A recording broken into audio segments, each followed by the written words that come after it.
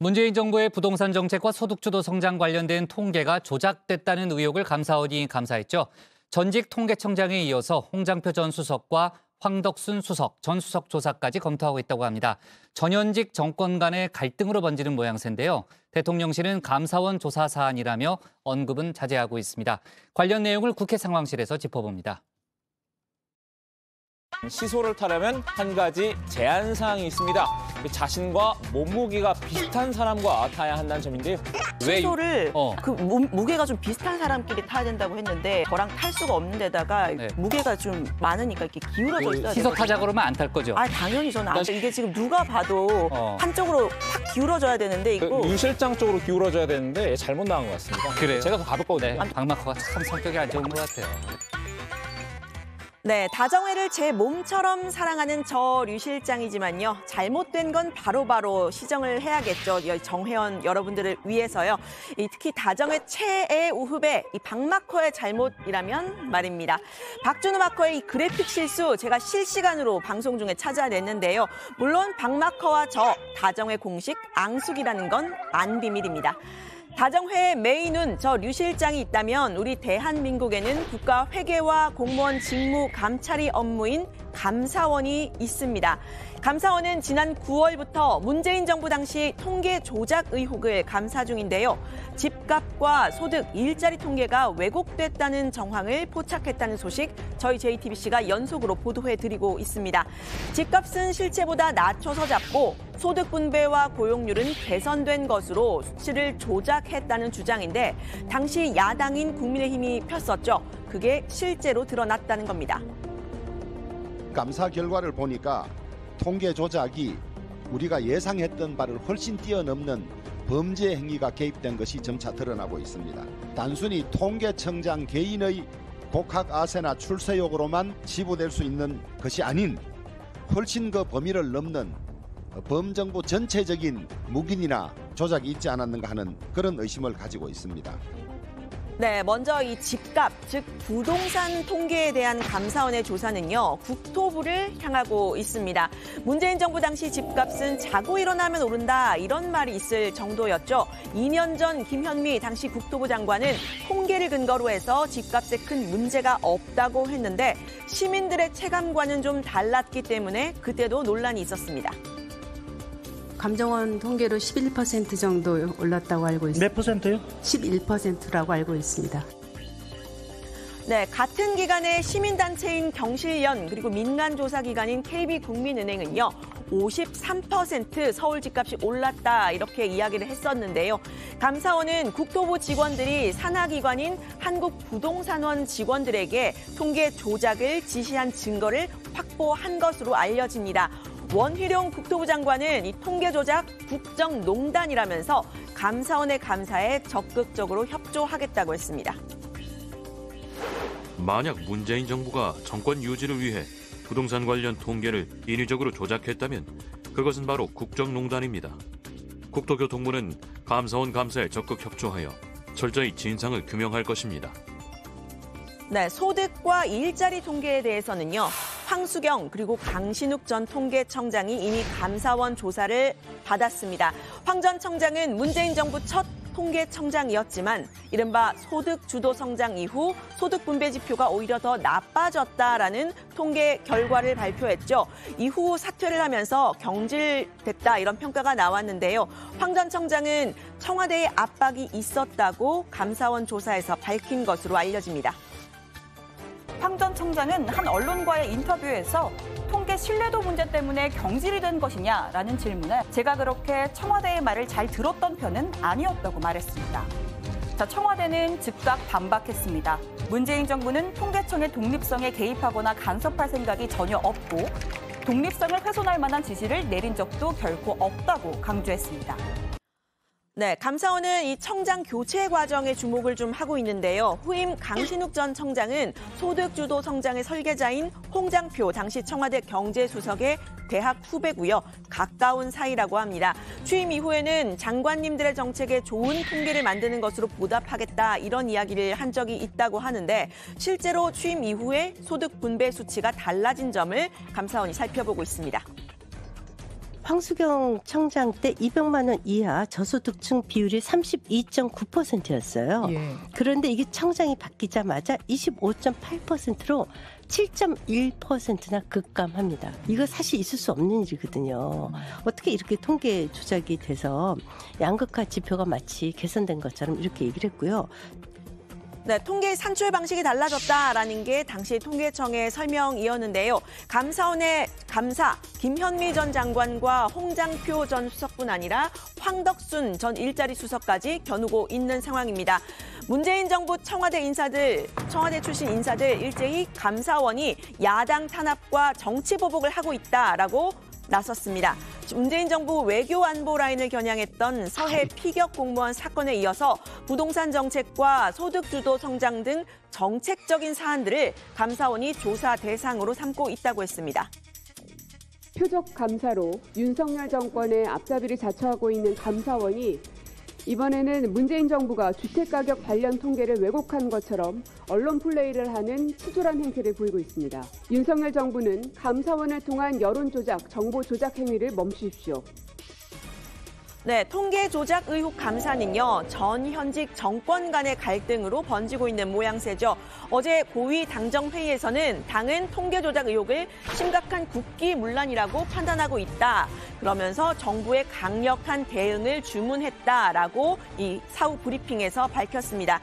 신구 정권의 충돌로 해석이 되더라도 엄정하게 밝혀야 한다고도 했습니다. 통계 조작 의혹과 관련해서 일부에서 신구 정권의 충돌로 해석하는 부분도 있지만 이는 그와 달리 이거는 국기와 관련된 부분이라 엄정하고 철두철미하게 밝혀야 할 문제라고 의견을 모았습니다. 네, 대통령실은요, 통계 조작 의혹 감사원의 조사가 진행 중인 만큼 대통령실이 입장을 밝힐 때는 아니다 이렇게 선을 그었는데요. 하지만 윤석열 정부가 최근 문재인 케어 폐기를 비롯해서 문재인 정부 지우기에 나서고 있다는 건 주지의 사실입니다. 대신에 윤 대통령은 최근 이 전직 대통령 이명박 씨의 사면 카드를 만지작거리고 있죠. 사면은 대통령의 고유 권한이지만 이 법 질서를 초월하는 사면권 행사를 판단하는 국민들의 기준은 통합이 될 듯합니다. 민주당에서는 이 MB 사면 문제 가장 불공정하고 가장 몰상식한 결정이 될 것이라고 했습니다. 윤석열 정부가 주문처럼 내고 있는 공정과 상식, 대체 그 기준이 뭡니까? MB를 사면하겠다고 하는데 그것이 왜 공정한 것이고 그것이 왜 상식입니까? 불공정한 권력 행사, 이거는 정치가 아니라 일방적 폭력적 지배라는 사실을 깨우치기 바랍니다. 네, 여기서 잠깐 이 윤석열 대통령에 대한 최근의 평가 좀 살펴보고 가겠습니다. 오늘자 여론조사 결과인데요. 리얼미터 조사 결과 긍정평가는 41.1%, 그리고 부정평가는 56.8%로 나타났습니다. 긍정평가가 지난주보다 2.7%포인트 높아진 수치고요. 40%를 넘은 건 지난 6월 5주차 이후에 약 6개월 만입니다. 최저점을 찍었던 8월 1주차보다는 10%포인트 이상 오른 모습 보이시죠? 자신감을 얻은 걸까요? 어제는 윤 대통령의 생일을 맞아서 참모들의 축하 메시지를 받고 서초동 옛 사저를 방문해서 이웃 주민들을 만난 사진들을 공개했습니다. 앞서 윤 대통령은 국정과제 점검회의에서 국민들을 직접 만나기도 했죠. 노동, 교육, 연금 개혁의 3대 개혁 과제를 제시를 하면서 개혁이라는 건 인기가 없는 일이지만 회피하지 않고 반드시 우리가 해내야 한다. 이렇게 드라이브를 걸었습니다. 특히 노동 개혁에 방점을 찍었습니다. 노사관계라는 게 매일 자고 일어나면 쟁의하고 이렇게 하면 이거는 양쪽 다 손실이 큽니다. 그런데 이 노사관계를 안정적으로 가져가기 위해서는 노사관계에 있어서의 노사 문화가 아주 이 법치주의가 확립이 돼야 됩니다. 네, 윤 대통령의 이런 지지율 회복세, 최근 화물연대 파업에 대한 원칙적인 대응이 보수층 결집의 한 원인이 됐다, 이런 평가가 나왔는데요. 노동부 차원에서는 이참에 이 주 52시간제를 탄력적으로 운용해서 최대 주 69시간까지 일할 수 있도록 하는 개혁안까지 꺼내든 상태입니다. 당과 정부, 대통령실 모두가 한 목소리로 노동개혁을 외쳤습니다. 문재인 정부는 무모한 최저임금 인상, 주 52시간제 등 친노조 정책을 강성 귀족노조의 덩치와 목소리만 키웠습니다. 이번 화물연대의 불법 파업에서 보듯이 강성 귀족노조는 불법 행위와 때법을 당연시하고 있습니다. 그간 우리 노동시장은 불합리한 노사 관행과 경직적인 근로시간 제도 등으로 인해 4차 산업혁명이라는 급격한 산업 환경에 대응하지 못하고 생산성도 떨어진다는 비판을 받아왔습니다. 정부는 노동시장의 근본적인 개혁을 국회와 협의하고 당과 협의하여 적극 추진해 나가겠습니다. 지금 노동제도를 바꾸지 않으면 경쟁에서 질 수밖에 없고 또 미래 세대를 위해 인기가 없어도 반드시 해야 될 일이다. 네, 반면 민주당에서는 이 윤석열 정부의 노동개혁, 과거로 후퇴하는 거라고 주장했습니다. 장시간 저임금 노동, 안전하지 못한 일터, 불의에 단결하지 못하는 직장을 만드는 것이 윤석열 정권의 노동개혁입니다. 장시간 노동, 인건비 쥐어짜기로 경쟁력을 높였던 과거로 돌아가겠다는 것입니다. 네, 이 대통령실은 개혁 드라이브에 더해서요, 새해 설 연휴 즈음에 중폭 개각을 검토하고 있다, 이런 보도가 나왔습니다. 대통령실 공직기강 비서관실 이 업무 평가를 토대로 해서요, 산업통상자원부 또 문화체육관광부 장관 등이 우선 교체 대상으로 거론이 되는데요. 개각과 관련해 최대 관심은 이태원 참사와 관련한 야당의 공세가 거센 이상민 행안부 장관 그리고 한덕수 국무총리의 거취 문제입니다. 이 장관의 경우에는 선수사 후 거취 고민 방침이 명확한 상황이고요. 한 총리의 경우에는 국회 표결을 거칠 만한 이 후임자 물색이 쉽지 않은 만큼 쉽게 이 두 사람을 개각 대상으로 삼지는 않을 거다, 이런 이야기도 나오는데요. 윤석열 대통령의 인사 스타일, 가까운 사람을 믿고 쓰는 스타일이죠. 민주당에서는 이 측근 중심 인사, 만사 측통이다, 이런 비판이 나왔는데요. 최근 백경란 질병청장의 후임으로 임명된 지영미 한국파스트르연구소 소장이 윤 대통령의 50년 지기 연세대 이철우 교수의 부인인 점을 문제 삼았습니다. 대통령과 초등학교, 대학교 동창인 이 교수, 윤 대통령 당선 직후에는 퇴임 후에 보자, 이렇게 윤 대통령에게 메시지를 보낸 것으로 알려졌는데 이런 메시지 무색해졌다는 겁니다. 그때는 내가 굉장히 멋있다고 봤어요. 아, 이런 분이 진짜 친구다. 이런 친구가 있는 대통령은 정말 잘하겠다. 사적인 어떤 이해관계가 얽히지 않고. 그래서 질병청장 바뀐다고 했을 때도 왜 갑자기 바꾸지?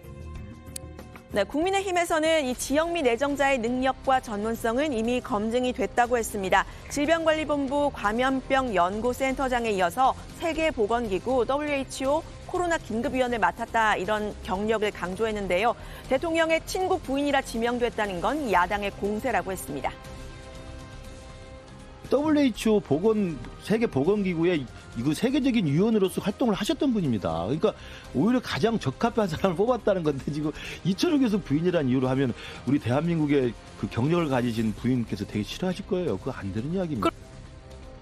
네, 감사원 감사는 서해 피격 공무원 사건 감사에서 보듯이 검찰 수사로 이어지는 경우가 많았는데요. 사정기관을 통한 야당 탄압을 하고 있다라는 게 민주당의 시각입니다. 감사원은 용산 대통령실 이전에 대해서도 감사에 착수한다고 하는데요. 공정과 상식에 따른 감사가 이루어질지 앞으로도 다정회에서 확인해 주시면 감사하겠습니다. 오늘 발제는 이렇게 정리합니다. 문재인 정부 통계 조작 의혹, 감사원 감사 청와대 윗선 향하나, 지지율 오른 윤석열 대통령 노동개혁 드라이브.